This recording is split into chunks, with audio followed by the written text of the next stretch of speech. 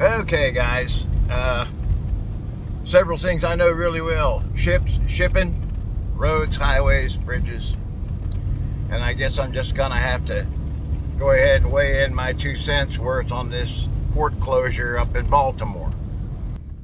So let's do a brief discussion of some of the questions that may come up. The one that strikes me first and foremost is, if the power was off, how was the skipper able to radio in an emergency? Well, that's pretty simple. The requirements are that your communications gear, particularly your VHF radio, has a standby power supply on the bridge. In most ships, it's as simple as a 12-volt automobile battery in a case strapped down to the deck, hooked up to an independent charger. So the battery is always hot, the radio always works, even if all that's left of the ship is the bridge. Other redundancy issues that haven't been covered with the general public but are pretty commonplace in commercial shipping. There aren't many redundancies. That's the issue.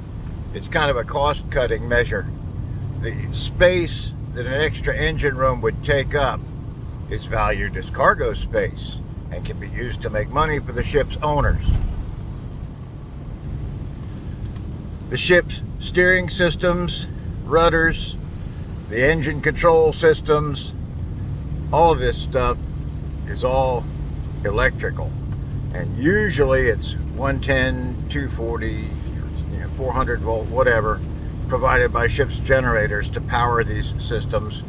Electric motors are turning hydraulic pumps to make everything happen. Electrical relays are working fuel valves and so forth to control engines. So if the power goes out, all of these systems quit working. You lose electrical power, your hydraulic pumps shut down. Now there's nothing going to steer that rudder. Nothing's going to turn it.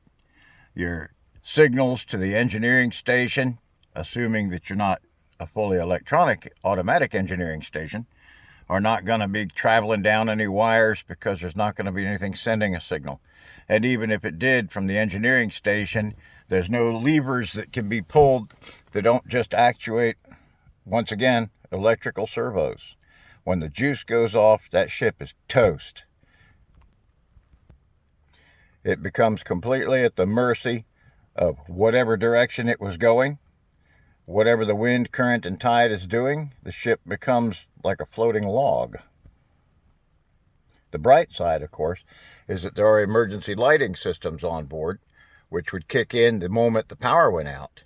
But these are just battery-powered exit lights and emergency lights like you'd see in any old-time department store or public building. They're intended to more or less light the way for the crew to escape during an emergency or deal with one and begin to recover power, which obviously they were unable to do in time to avert a tragedy. Now let's get on to the bridge, the key bridge, the highways.